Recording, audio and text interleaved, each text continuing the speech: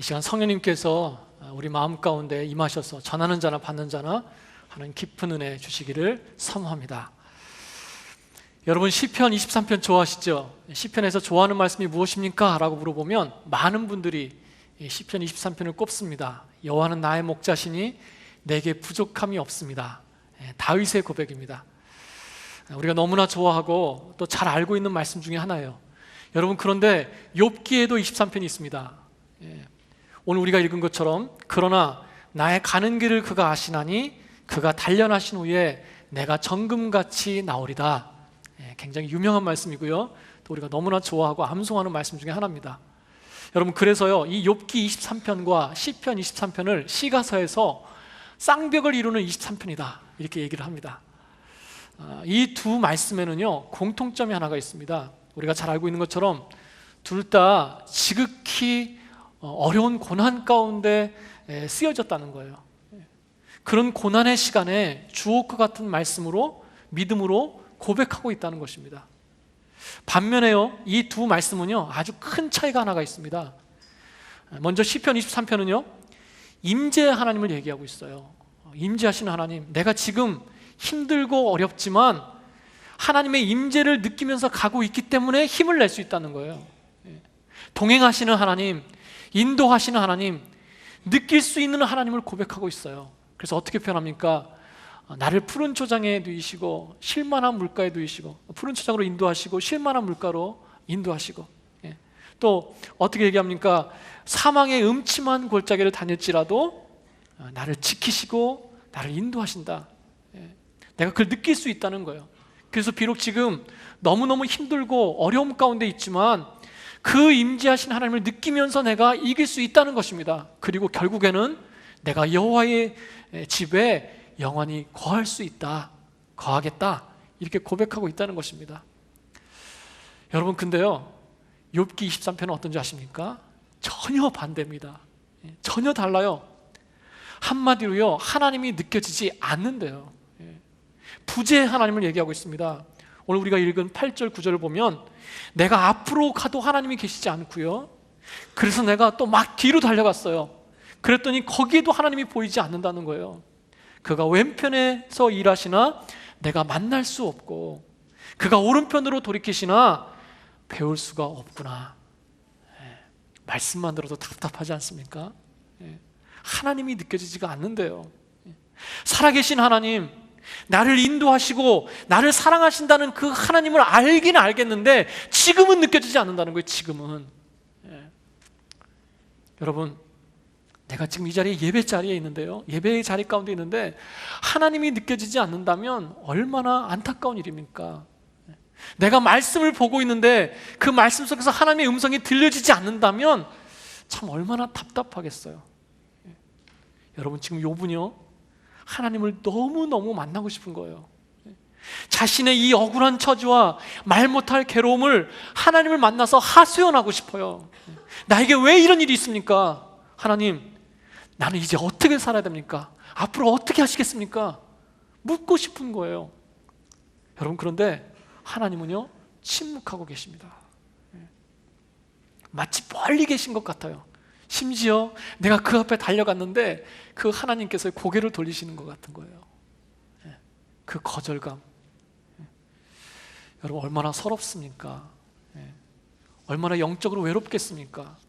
여러분, 그런데요 욥이 뭐라고 고백합니까? 느껴지지는 않지만, 지금 나에게 임재가 아니라 부재의 하나님으로 느껴지긴 하지만 그럼에도 불구하고 내가 다시 한번 하나님을 붙들겠다는 거예요. 눈에 보이지 않고 귀에 들리지 않고 손에 잡히지는 않지만 그럼에도 불구하고 하나님께서는 지금 나와 함께 하심을 내가 믿겠다, 이렇게 고백하고 있는 것입니다. 시편 23편과 달라요. 이 부분이 다릅니다. 여러분, 대단하지 않습니까? 임재의 하나님을 느끼면서 내가 믿음의 고백을 하는 것은요 그래도 어느 정도 할 수 있어요. 그런데요 하나님이 느껴지지 않습니다. 부재의 하나님이에요. 그때 믿음으로 고백하는 것은요 절대 쉽지 않습니다. 우리가 경험해봐서 알잖아요. 진정한 믿음이 있어야 돼요. 믿음의 결정입니다. 여러분 어떠세요? 우리가 살아가면서 하나님의 임재하심보다, 동행하시는 하나님보다 부재한 하나님을 느끼면서 살아갈 때가 종종 있지 않으십니까? 정확히 말하면요, 정확히 먼저 하면 하나님이 부재하신 건 아니죠. 하나님이 함께 하십니다. 그러나 내가 느끼지 못하는 것입니다. 여러분 어떠세요? 다윗과 같이 하나님을 가까이 느끼면서 갈 때도 있지만 욥과 같이 느껴지지 않으면서 갈 때가 혹시 더 많지 않으십니까? 여러분 그럴 때 다가오는 마음이 뭔지 아세요? 지친다라는 것입니다. 지친다. 아, 참 무력하다. 지친다. 내가 하나님을 느끼지 못하고 갈 때, 그래서 어떤 좋은 변화를 기대하지 못하고 갈 때, 그때 느껴지는 감정은요, 무력감이에요. 무력감. 지쳐서 아무것도 하고 싶지 않은 마음, 뭘 할 수 있다고 생각하지 못하고 그냥 쉬고 싶은 마음, 그런 마음이에요. 여러분 엘리야 기억하시죠? 엘리야. 엘리야는요 하나님의 일을 하다가 지쳤어요. 하나님의 일. 갈멜산에서 그 싼 번제물을 불로써 태운 하나님의 놀라운 역사를 경험했습니다. 살아서 역사하시는 하나님을 생생하게 경험했어요. 그 바알과 아세라 그 제사장 850을 죽이고 승승장구했습니다. 여러분 그런데요 그 후에 여전히 세상은 변하지 않더라는 것입니다. 도리어요 이세벨은 자신을 죽이겠다고 쫓아오는 거예요. 열심히 충성했습니다. 열심히 헌신했습니다. 그러나 이스라엘은 여전히 변할 기미가 보이지 않습니다. 그리고 오히려 죽음이 자신에게 다가왔다는 거예요. 여러분 그때 엘리야가 느낀 것이 바로 무력감이에요. 지침이라는 것입니다. 낙심해서 아무것도 하고 싶지 않아졌어요. 그래서 엘리야가 어떻게 합니까? 스스로 광야에 들어가서, 스스로 들어갔다고 얘기합니다. 스스로 들어가서 로뎀나무 아래서 하나님께 하소연합니다. 하나님, 나만 남았습니다. 나만 남았습니다. 나는 무능한 자입니다. 하나님, 저 그냥 여기서 죽고 싶습니다. 죽는 게 낫겠습니다. 죽게 해주세요. 여러분 보통 사람이 아닙니다. 하나님의 위대한 종이에요. 선지자입니다. 그런데 이런 고백을 하고 있는 것입니다. 지치니까, 무기력해지니까. 여러분 모세 아시잖아요. 모세는요 자신의 생각대로 하다가 지친 사람이에요. 자신의 민족을 보면서 스스로 뭔가 하려고 노력했습니다. 그래서요 순간의 감정을 이기지 못하고 애굽 사람을 쳐서 죽였습니다. 그것이 이유가 돼서 미디안 광야로 도망가서 40년 동안 양치는 자로 살게 됩니다. 그리고요 이제는 80세 노인이 됐어요. 이제는 인생에 대해서 크게 기대하는 것이 없습니다. 그냥 이렇게 살다가 갈 것으로 알았어요. 그런데 그 80세 노인이 된 모세에게 하나님이 찾아오시는 거예요. 그리고는 뭐라고 말씀하십니까? 애굽에 가서 내 백성을 구해내라는 것입니다. 여러분 할 수 없다고 여러 번 거절하는 것이 사실 당연한 거 아닙니까? 겸손해서가 아니에요. 정말 모세는요 자신이 할 수 없다고 생각했어요. 나는 무기력한 존재라고 생각했어요. 80세 노인으로 나는 아무것도 할 수 없다. 화려하고 혈기 있었던 예전의 모습은 다 잃어버렸습니다. 40년 동안 다 잃어버리고요 지금은 말 그대로 평범한 목동일 뿐이에요. 기대할 것 없는 무력한 존재, 바로 모세입니다. 여러분 반면에 다윗은 어떻습니까? 다윗은요 환경 때문에 지친 사람이에요. 환경. 엘리야처럼 사역을 했습니까? 모세처럼 자신의 어떤 노력을 하다 넘어졌습니까? 아니죠. 다른 사람을 해코지했습니까? 그것도 아니에요. 한 거라면 그 백성을 위해서, 아니 그것도 아닙니다. 그렇게 거창한 것도 아니에요. 자신의 하나님의 이름이 더럽혀지는 것이 싫어서 죽을 것을 각오하고 골리앗 앞에 섰어요. 그리고 그 골리앗을 쓰러뜨렸습니다. 하나님의 은혜로. 그런데 상황은요 자신의 의도와 상관없이 자신을 도망자로 만들었어요. 사울은요 이유 없이 자신을 미워하고 죽이려고 집요하게 13년 동안이나 쫓아다닙니다. 지긋지긋하죠. 내가 어찌할 수 없는 상황에 끌려갈 때, 여러분 그럴 때 지치는 거예요. 그럴 때 답답한 것입니다. 무엇인가 변화의 기미가 보이지 않습니다. 내가 노력을 다해봤지만 실패했습니다. 나도 어쩔 수 없는 환경에 끌려가게 됐습니다. 그때 느끼는 감정, 그 지침, 그 무기력감. 예. 여러분은 어떠세요? 여러분은 어떠십니까? 예. 혹시 지쳐있지 않으십니까? 영적인 무기력증에 빠져있지는 않으십니까? 예. 올해도요, 이제 3분의 2가 다 지나갔습니다. 3분의 2가 지나고 9월이 시작됐어요. 9월이 되고 레이버데이가 되면 무엇인가 새로 시작하는, 지나가면, 레이버데이가 지나가면 무엇인가 새로 시작하는 느낌이 듭니다. 아이들도 학기가 시작하고요, 이제는 시애틀의 좋은 날씨도, 여름 좋은 날씨도 다 가는 것 같은 그런 느낌이 듭니다. 예, 여러분, 교회도요, 후반기 사역들이 새롭게 시작됩니다. 그래서 뭔가 다시 한번 치고 달려야 되겠다, 그런 생각을 해요. 예. 그리고 얼마 남지 않은 올 한 해도요, 열심히 살아서 잘 마무리해야 되겠다, 그런 생각을 하게 됩니다. 여러분, 그런데 그런 마음 한구석에, 그런 마음도 있지만 그런 마음 한구석에 또 그런 마음도 있잖아요. 또 어떻게 달려가지? 또 후반기를 어떻게 살아가지? 어떻게 견디지? 그런 지치는 마음, 그 무기력감이 우리 마음속에 있다는 거예요. 기도해야 되겠는데 기도의 자리에 나와서 부르짖고 구할 여력이 없는 것입니다. 의욕은 있어요. 의욕은 있는데 막상 결단하고 나오지 못하게 되더라는 것입니다. 나도 모르게 쌓여가는 무력감. 여러분, 3분의 2를 왔으면 지칠만 합니다. 인생의 중반기, 인생의 후반기를 지나가고 있는 것이라면 지칠 수 있어요. 당연한 것입니다. 가능해요. 여러분, 그런데 시편 23편처럼 하나님의 임재를 느끼면서 가고 있느냐는 거예요. 하나님의 인도하심을 내가 체험하면서 나가고 있는가? 반대로요, 내가 욥기 23편처럼 비록 가까이는 느끼지 못해도, 비록 지쳐있고 무기력해져 있긴 하지만 다시 한번 내가 하나님을 붙들고 가겠노라고, 이 힘든 시기도 통과할 것이고 내가 정금같이 나올 것이라고 그렇게 욥처럼 선언하고 믿음으로 나가고 있는가? 우리가 그것을 뒤돌아봤으면 좋겠다는 것입니다. 사랑하는 여러분, 무력한 나 자신에게 명령하시기 바랍니다. 욥의 심정으로 욥이 되어서 그래도 나는 하나님을 믿고 가겠습니다, 하나님을 붙들고 가겠습니다, 그렇게 믿음으로 나가시기를 바랍니다. 욥이 어떤 믿음의 고백을 했습니까? 첫 번째는요, 하나님께서 나의 가는 길을 알고 계시다, 이렇게 믿음으로 선언했어요.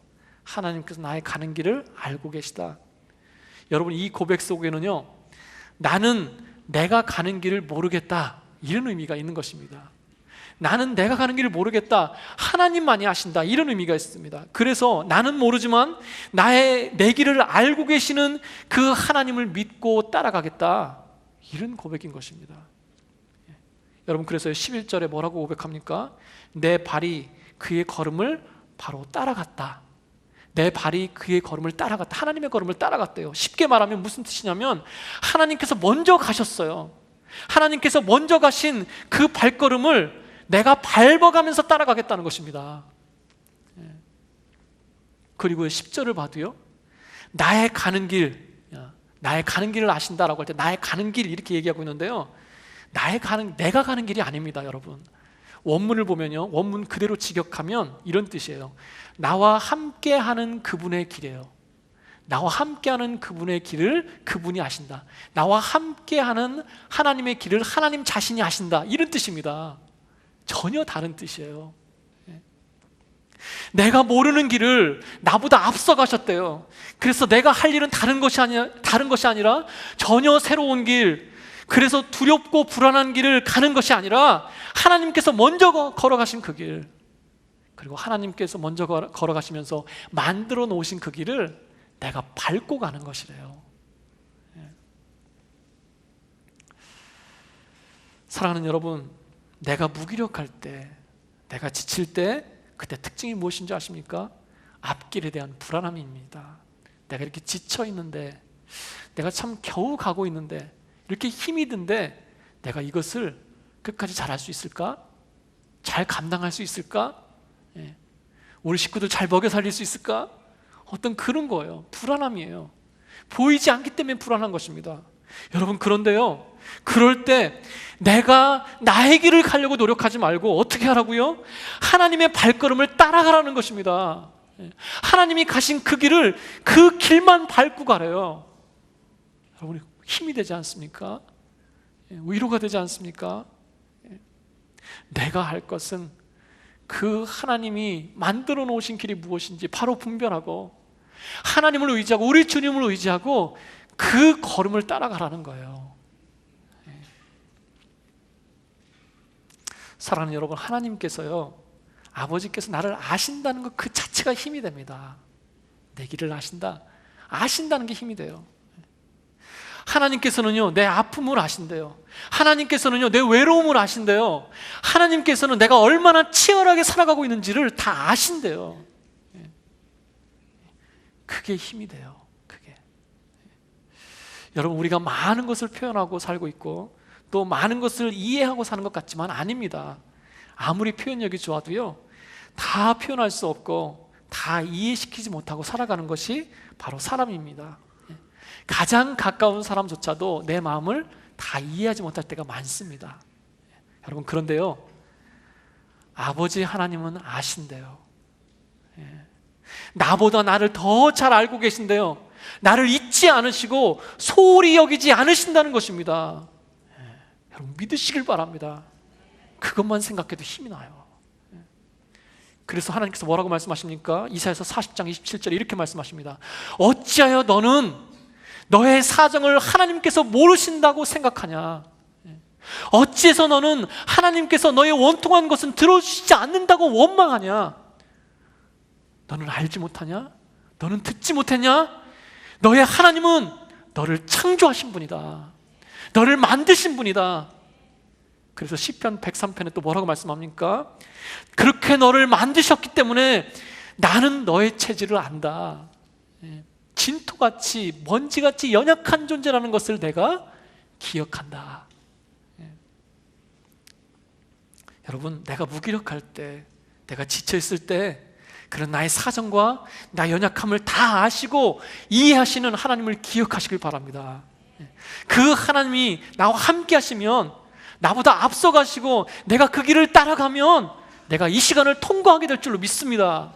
이기게 될 줄로 믿습니다. 여러분, 부부는요, 닮는다고 하잖아요. 부부는 닮는다, 그런 얘기를 많이 합니다. 근데 어떤 분이 그런 말씀을 하시더라고요. 왜 닮느냐? 10년, 20년, 30년을 함께 살다 보면 슬플 때 같이 울고 기쁠 때 같이 웃기 때문에 이 얼굴 발달되는 근육이 같다는 거예요. 뭐 진짜인지는 모르겠습니다만 일리는 있지 않습니까? 나는 하나도 안 닮았는데, 그렇게 생각하시는 분도 계시겠지만 아닙니다. 꼭 얼굴만 닮겠습니까? 생각하는 패턴이나 정서나 감정이 닮는 것을 우리가 보게 됩니다. 사랑하는 여러분, 우리가 평생을 예수님과 동행하는 자라고 하는데, 동행한다고 하는데, 우리가 동행한다면, 주님 안에 있다면 예수님을 닮아가는 줄로 믿습니다. 변해가는 줄로 믿습니다. 예수님과 함께 아파하고 예수님과 함께 울고 함께 웃을 때 주님 안에 있으면요, 변할 수밖에 없어요. 나의 길을 아시는 그 주님, 나의 길보다 나보다 앞서가시는 그 주님을 따라가다 보면요, 변할 수밖에 없다는 것입니다. 그 능력을 경험하시는 저와 여러분 되시길 축복합니다. 두 번째로 욥이 어떤 믿음의 고백을 하고 있습니까? 자신은 이제 더욱더 예배와 말씀에 집중하겠다, 이렇게 말씀하고 있어요. 고백하고 있어요. 여러분, 오늘 본문에 11절 12절에서 보면요, 욥이 자신이 그동안 어떻게 살아왔는지를 짤막하게 요약하고 있습니다. 어떻게 살아왔대요? 앞서 말씀드린 대로 하나님의 발걸음을 따라가면서 순종하면서 살았대요. 그리고요, 그 길을 가면서 샛길로 빠지지 않았다는 것입니다. 한마디로 좌로나 우로나 치우치지 않고 하나님만 바라보고 갔다는 거예요.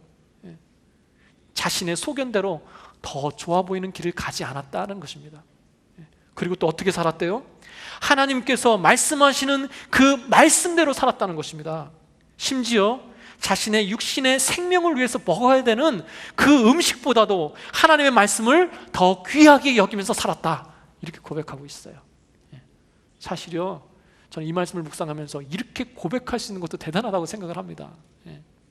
욥이 이렇게 고백했으면요 분명히 그렇게 산 거예요. 최소한 인간이라 완벽할 수는 없어도 분명히 이렇게 살려고 노력해 왔다는 것입니다. 대단한 거예요. 여러분, 그런데 그렇게 살았는데 욥이 지금 이런 고난을 겪고 있어요. 모든 재산을 다 잃어버리는 경제적인 고통을 겪고 있습니다. 악질에 걸려서 기왓장으로 자신의 몸을 벅벅 긁어대고 있는 육신의 고통 가운데 있습니다. 자신의 사랑하는 자식들은 하루아침에 다 죽고, 자신의 사랑하는 아내는 자신을 저주하면서 떠나간 정신적인 고통 가운데 있어요. 그리고요, 이제는요 하나님이 느껴지지 않습니다. 그 부재의 하나님 때문에 영적인 고통도 느끼고 있어요.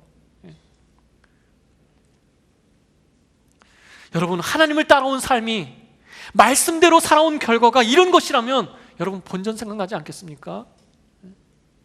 이제는 그렇게 살지 않겠다고, 오히려 더 잘 살아가는 것 같은 세상 사람들처럼 때로는 타협도 하고 때로는 손해보지 않으면서 좀 얕게 살아가겠노라고 그렇게 얘기할 수 있지 않겠습니까? 여러분, 그런데 욥이 어떻게 말하는 것입니까? 욥은요 그렇게 살아온 그 인생, 그것에 더 집중하겠대요. 왜 그동안 살아온 삶을 짤막하게 요약합니까? 후회하기 때문에 언급하는 게 아니에요. 더욱더 그렇게 살기를 다짐하면서 그렇게 얘기하고 있는 것입니다. 하나님을 따라가는 것에 더 집중하겠대요. 더 말씀을 붙들고 살기를 힘쓰겠대요. 하나님을 만나는 예배와 나를 살게 하는 생명력 있는 말씀을 포기하지 않고 오히려 더 그것에 집중하고 확고히 하겠다, 이렇게 다짐하면서 나가는 것입니다. 여러분, 지치십니까? 무기력하십니까? 여러분, 그렇다면 더 말씀에 집중하시기 바랍니다. 더 예배의 자리를 지키시기 바랍니다. 마치 누룩이 밀가루를 파고 들어가는 것처럼, 파고들어서 밀가루를 다 변화시키는 것처럼 더 말씀을 파고드시고 더 예배에 파고드시고 더 하나님께 집중하시는 저 여러분 되시기를 축복합니다. 힘들 때일수록, 지칠 때일수록 더 의식적으로 예배와 말씀을 쫓을 때에 하나님께서 그것을 통하여 우리를 살려주신 줄로 믿습니다. 우리를 소생시키시는 줄로 믿습니다. 세 번째로요, 욥은 어떤 믿음의 고백을 하고 있습니까? 단련된 후에 내가 정금같이 나올 것이다. 우리 개역 한글 성경에는요 그냥 내가 단련된 후에 그런 정금같이 나올 것이다 이렇게 얘기하고 있지만, 영어 성경이나 개정 개역을 보면요 그러나가 있어요. 그러나. 이렇게 어렵고 힘들고 어려우나 하나님이 보이지 않지만 그러나 내가 단련되어서 연단되어서 정금같이 나올 것이다, 이렇게 나오고 있습니다. 저는요 이 정금을 묵상하면서 마태복음 13장이 기억이 났습니다. 13장에 예수님의 비유가 기억이 났습니다. 겨자씨와 누룩의 비유가 있죠. 여러분, 겨자씨는요 유대인들이 가장 작은 것을 말할 때마다 예로 드는 것이 바로 겨자씨입니다. 그런데 그렇게 작은 겨자씨가 다 자라면 2m, 3m의 나무가 된다는 것입니다. 여러분, 또 누룩은 어떻습니까? 밀가루 서말 속에 누룩을 넣었다, 이렇게 나와 있어요. 말씀을 보면 밀가루 서말 속에, 밀가루 서말이 얼마나 되는 줄 아십니까? 장정 100명이 먹을 수 있는 양입니다. 그러니까 굉장히 큰 양이죠. 그 100명이 먹을 수 있는 밀가루 속에 누룩을 넣는데요, 누룩은요 한 주먹이나 될까요? 제가 생각하기에 한 주먹도 안 될 것 같아요. 너무 적다는 것입니다. 표시도 나지 않는다는 것입니다. 그런데요 그 누룩이 자신의 몇십 배, 몇백 배가 되는 전체의 밀가루를 다 변화시키더라는 거예요. 천국은 마치 이와 같다, 이렇게 말씀하십니다. 무슨 뜻입니까? 하나님의 백성은, 성도는, 믿음의 사람은 마치 이와 같다는 것입니다. 왜 예수님께서 이 비유를 드셨어요? 제자들의 마음에요 지침이 생겼어요. 기다림이 길어지니까 마음이 어려웠습니다. 언제까지 이렇게 제자로 떠돌아다녀야 되지? 하나님의 나라는 오긴 오는 것인가? 예수님께서 언제 왕위에 올라가시지? 라고 하는 기다림 가운데 지침이 생기고요 무기력감이 생겼다는 것입니다. 여러분, 그때 예수님께서 이 마태복음 13장에 천국 비유를 주시는 거예요. 그러면서 뭘 말씀하시는 겁니까? 겨자씨가 파묻혀 죽은 것 같아도 반드시 나무가 될 것이라는 것입니다. 하나님의 나라는 반드시 온다는 거예요. 예. 여러분, 지금 욥이 그렇지 않습니까? 그냥 이것으로 끝나는 것 같아요. 하나님의 임재조차도 느끼지 못하고 있습니다. 정말 나무가 될까? 땅 속에 파묻혀서, 밀가루 속에 파묻혀서 표시도 나지 않습니다. 정말 죽어버린 것 같습니다. 정말 나무가 될까? 정말 밀가루 전체를 다 변화시킬 수 있을까? 그런데요, 여러분, 변화는 분명히 나타난다는 것입니다. 겨자씨의 능력, 누룩의 능력을 주신다는 것입니다. 여러분, 정금도 똑같아요. 정금도. 여러분, 성경은요, 순수한 믿음, 순수한 신앙을 표현할 때 이 금을 종종 예로 듭니다. 우리가 잘 아는 말씀 있죠. 베드로전서 1장 7절에 보면 너희의 믿음의 시련이 불로 연단하여도 없어질 금보다 귀하다, 이렇게 말씀합니다. 우리의 믿음은요, 정금보다 귀하다는 것입니다. 여러분, 그런데 이 정금을 어떻게 만들어냅니까? 잘 아시는 것처럼 1000도 이상의 불로 재련해서, 가열해서, 녹여서 금을 추출해냅니다. 부서지고 깨고 녹여서 금을 만든다는 거예요. 여러분, 그런데요, 순금 2g, 2kg이 아닙니다. 2g을 얻기 위해서는요 1톤의 광물이 필요하대요. 1톤. 1톤이나 되는 큰 돌덩이 속에 섞여 있는 그 순금은요 2g밖에 되지 않는데요. 있으나 마나 아닙니까? 1톤의 2g은요 있으나 마나요. 표시도 나지 않습니다. 마치 겨자씨나 누룩이나 똑같습니다. 여러분이 끼고 계시는 금반지, 1톤의 흔적이 있는 것입니다. 여러분, 얼마나 귀합니까? 얼마나 적습니까? 1톤이라는 광물이 깨어지고 부서지고 녹아져서 만드는 것이 순금인데, 지금 욥은요 자신이 마치 그렇게 해서 만들어져 나오는 정금과 같다라고 선언하고 있습니다. 여러분, 순금은요 다시 깨어질 필요가 없습니다. 여러분, 다시 재련할 필요가 없다는 거예요. 연단은요, 연단을 거친 믿음은요 다시 쓰러지지 않는 것입니다. 여러분, 그 믿음, 마치 나에게 겨자씨 같은 믿음, 겨자씨 같은 생명력, 나에게 누룩 같은 영향력을 하나님께서요 주시겠대요. 나를 그렇게 만드시겠대요. 여러분, 그렇게 선언하시길 바랍니다. 나에겐 겨자씨의 능력이 있어, 누룩의 능력이 있어, 정금의 능력이 있어. 여러분, 하나님께서는요 나라고 하는 그릇을 더 크게 만드실 때, 더 견고하게 만드실 때 나를 기워서 덧대시지 않습니다. 그 조각을 그 땜빵으로 때우지 않습니다. 하나님께서는 나를요 다 부수셔서 새롭게 만드십니다. 나의 그릇은 작아요. 그런데 그 그릇을 크게 만드시려면요 깨야 된다는 거예요. 깨고요, 또 가루로 만들어서 빚으셔야 된다는 것입니다.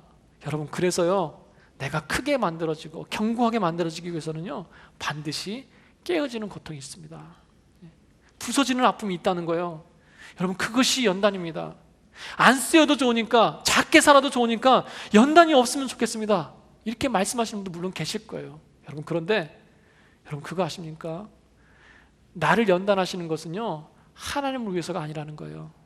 하나님이 나를 사용하시기 위해서가 아니라는 것입니다. 물론 사용도 하시죠. 그러나 그것이 원 목적이 아니라 하나님의 목적은요 나를 위해서라는 것입니다. 나를 위해서.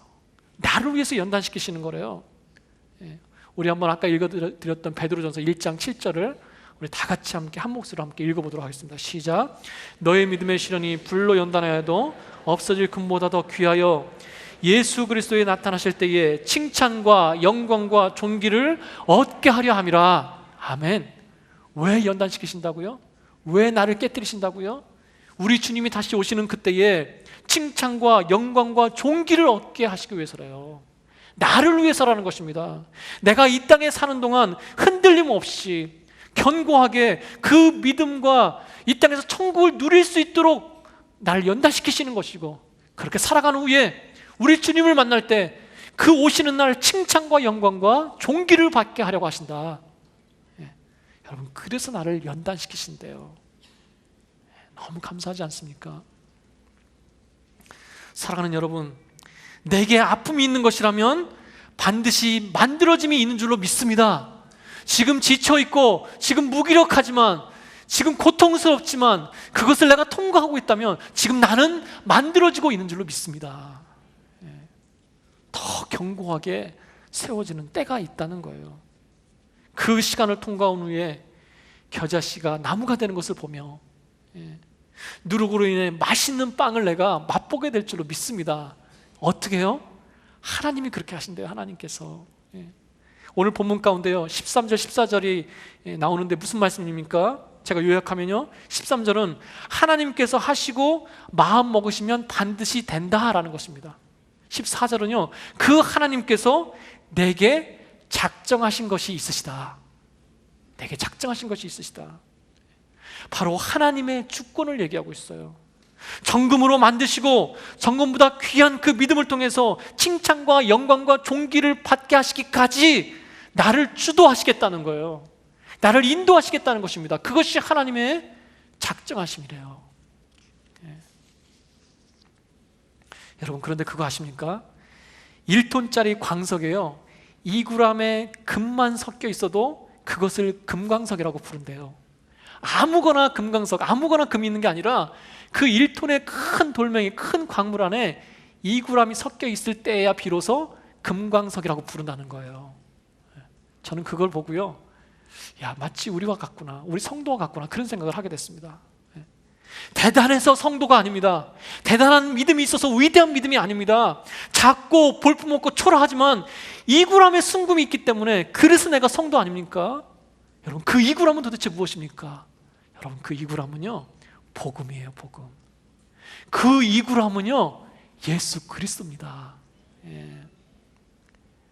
성도는 비록 부족하고 연약하고 초라하지만 예수 그리스도를 품고 있기 때문에 성도인 것입니다. 그 성도의 능력도요 다른 것에서 오는 것이 아니라 바로 그 본질 대신 내 인생의 본질 되시고 내 신앙의 본질 되시고 내 믿음의 순금 같은 내 존재 되시는 예수 그리스도로 말미암아 능력이 나온다는 거예요. 그래서 마태복음 17장 20절에 이렇게 말씀하고 있습니다.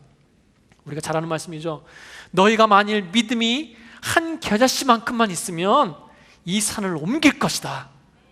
못할 것이 없다라는 것입니다. 그 겨자씨만한 믿음 무엇입니까? 예수 그리스도를 붙들고 있는 믿음, 예수 그리스도로 말미암는 믿음, 정금 같은 그 믿음, 정금보다 더 귀한 믿음, 바로 그 믿음이 있을 때요 산도 옮길 수 있대요. 감사하지 않습니까?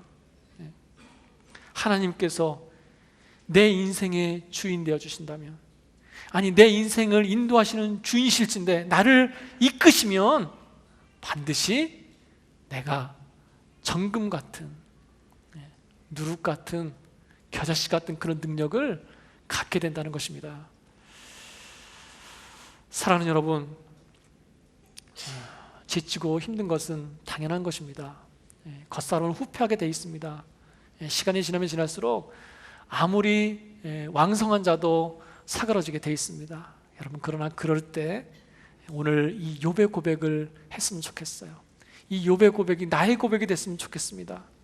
내 속에 있는 겨자씨 같은, 생명력 있는 그 겨자씨 같은, 영향력 있는 그 누룩 같은, 정금 같은 그 예수 그리스도를 붙들고 위치하고 나갈 때 욥같이 고난의 시간도 있고 또 지치고 무기력한 시간도 있지만 그 순간순간마다 하나님이 반드시 승리하게 하실 줄로 믿습니다.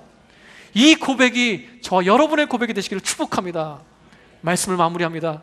임재의 하나님으로 느낄 뿐만 아니라 하나님이 느껴지지 않는 부재의 하나님일 때도 더욱더 믿음을 지키시기를 축복합니다. 그 중에 특별히 오히려 내가 더 예배와 말씀에 집중하고 하나님께 집중하면서 나가야 될 줄로 믿습니다. 또 나를 아시는 하나님, 나보다 앞서가신 하나님을 따라가야 될 줄로 믿습니다. 그리고 그 시간을 통해서 더욱 단련되어져서 정금같이, 겨자씨같이, 누룩같이 흔들림 없이 견고하게 서나가시기를 사모하시는 저와 여러분 되시기를 축복합니다. 아멘. 우리 한번 이 시간 기도하겠습니다. 우리 통성으로 한번 기도했으면 좋겠어요. 여러분 그냥 막연하게 기도하는 것이 아니라 이 시간 기도할 때요 내가 좀 욥이 됐으면 좋겠어요. 한번 욥의 심정으로 내가 욥이 되어서 욥의 고백을 했으면 좋겠습니다. 하나님, 하나님께서 나를 아신 줄로 믿습니다.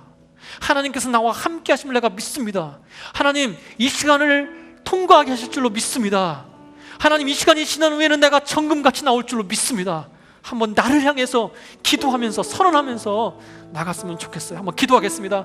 하나님 아버지, 감사합니다. 나를 아시는 하나님, 나와 함께 하시는 하나님, 아버지 주님, 그 하나님을 믿습니다. 그 하나님을 믿습니다. 주여, 나도 모르는 가운데 지쳐 있습니다. 나도 모르는 가운데 무기력해져 있습니다. 그러나 하나님, 나를 아심으로 인하여 내가 힘을 낼 수 있는 줄로 믿습니다. 나와 함께 하시고 나는 그저 우리 아버지의 길을 따라가고 그 발길을 따라가는 그런 존재로 살아가게 하여 주옵소서. 나로 무기력해야 하는 것이 무엇입니까? 나로 힘들게 하는 것이 무엇입니까? 그것을 향하여 명령하게 하여 주옵소서. 나는 이길 것이다. 나는 통과할 것이다. 내 인생은 천금같이 나올 것이다. 나에게는 천금 같은 믿음이 있다. 다시 한번 욥과 같이 선언하고 고백하며 나가는 저희가 되게 하여 주시옵소서. 그런 사모함으로 나가는 그런 인생이 되게 하여 주시옵소서. 하나님 아버지, 주님, 주여, 저희의 무기력함을 이미 아십니다. 저희의 연약함을 아십니다. 저희가 어떻게 살아가고 어떤 심령으로 살아가는지를 주님이 아십니다. 그 아시는 하나님 앞에 주여 다시 한번 믿음을 붙들고 나가길 원합니다.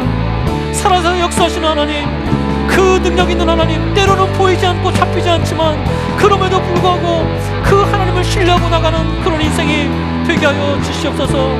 하나님 아버지 감사합니다. 하나님 아버지 감사합니다. 하나님 아버지 감사합니다. 그런 인생 되게 하여 주시옵소서. 그렇게 살게 하여 주시옵소서. 아버지 감사합니다. 아멘, 아멘. 우리 그 자리에 다 일어나셔서요, 우리 주가 보이신 생명의 길, 오늘 말씀의 찬양입니다. 내가 정금같이 나오리라, 내 고백으로 한번 고백해 보세요. 우리 한번 찬양하겠습니다. 주가 보내신 생명의 길. 주가 보이신 생명의 길, 나 주님과 함께, 주님과 함께 가는 것입니다. 마음을 들이며 주님 앞에 나가리. 나의 위로움이 되신 주, 그 이름 예수. 나의 길이 되신 이름 예수. 아멘. 나의 길 오직 그가 하시나니, 오직 그가 하시나니. 나를 단련하신 후에 내가 정금같이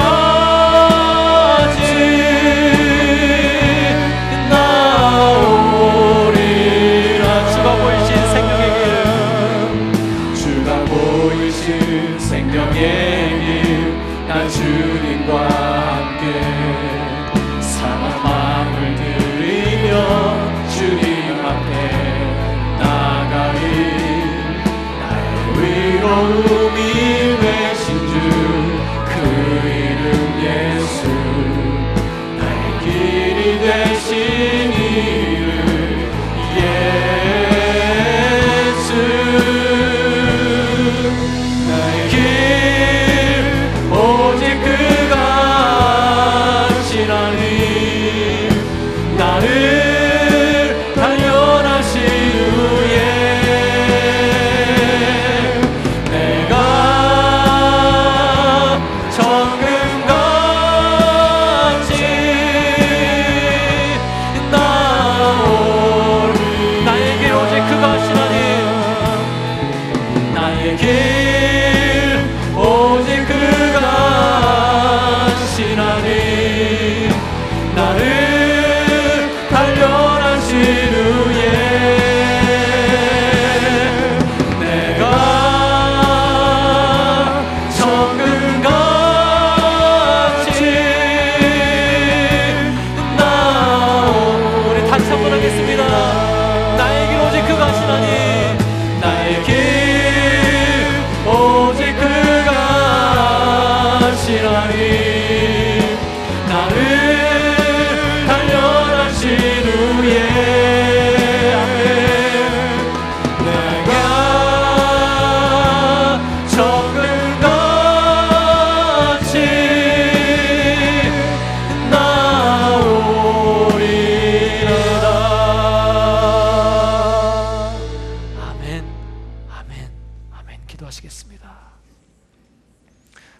아버지, 나를 아셔서, 나를 아시기 때문에 감사합니다. 나와 함께 하셔서 감사합니다. 나보다 앞서가셔서 감사합니다. 하나님, 그 하나님 앞에 다시 한번 내 마음과 중심을 드립니다. 나도 모르게 지쳐있고 나도 모르게 무기력해 있는 내 마음에, 내 심령에 이 시간 명령했습니다. 너는 담대하라고, 너는 일어서라고, 너는 정금같이 만들어질 것이라고, 너는 통과할 것이라고 저희가 선언했습니다. 그 선언대로 갚아주시고 그 선언대로 인도하여 주시옵소서. 이 시간 저희 마음을 드렸을 뿐만 아니라 저희 귀중한 물질도 드렸습니다. 하나님, 물질에 갑절의 축복을 주시되 후히 주시고 꾸짖지 아니하신 하나님, 넘치도록 주신 하나님의 은혜로 살아가는 저희가 되게 하여 주시옵소서.